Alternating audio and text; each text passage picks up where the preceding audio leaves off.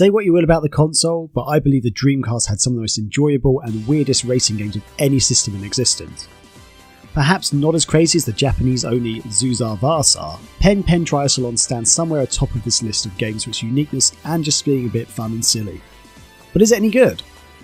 As a Dreamcast launch title in Japan, America and Europe, the game has been floating around for some 20 years now.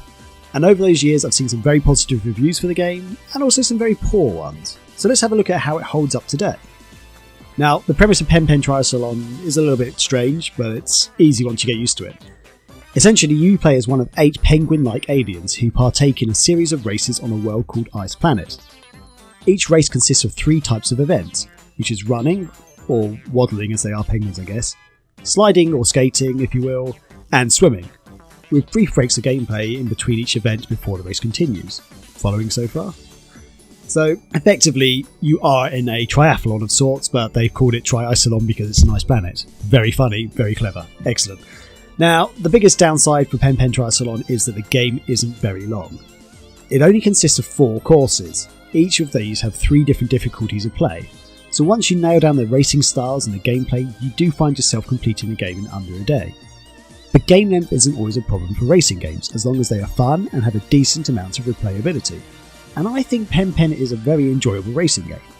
Each course is varied, entertaining and, on the hardest difficulty, it does offer a decent enough challenge even for experienced gamers, as each of the course's various obstacles and traps become harder to avoid and the enemy characters become more aggressive. Plus, once you come first in each event, the game gives you 2 more races per course, one where you race against clones of your own character and the other against the unlockable boss type character Hanimuzu. This does extend the gameplay a little bit, offering more of a challenge for those willing to persevere. And if you love collecting pointless stuff, Pen Pen has tons of unlockable items of clothing for each character to wear. The clothing you unlock is, as I say, pointless. It doesn't adjust the gameplay in any way, but it is a bit of fun to dress up a shark in high heels, geeky glasses, or just a fancy floral headdress. And if you're lucky enough to have friends, Pen Pen is a lot of fun in multiplayer, especially 4-player, where the obstacles on the levels become both funny and frustrating for all those involved in the race. In fact, on the obstacles, Pen Pen is one of the only racing games I can think of where traps and obstacles actually affect the races. There are many games out there like Mario Kart or Sonic and Sega All-Stars Racing where you have things that jump out at you that are actually very easy to avoid. They just become part of the scenery and they're actually kind of pointless. But in Pen Pen, these obstacles genuinely affect the outcome of races, with windmills that push you back, spinning rooms that make it really hard to control and make you dizzy that you can't actually get out of them, and race leaders suddenly find their position in jeopardy due to the misfortune of tackling an obstacle incorrectly. Visually, the game holds up really well. The bright, colourful art style may appeal to younger gamers, but generally it's very crisp, clear and detailed, and I think the older gamers out there might actually appreciate it as well. And while the soundtrack isn't the most memorable, it is really good. As you race along at certain points in each course, the music will change to match the action that's actually happening in the game. The way the music changes is fluid and subtle, but it can really get the heart pumping at times, and it's actually a really nice addition.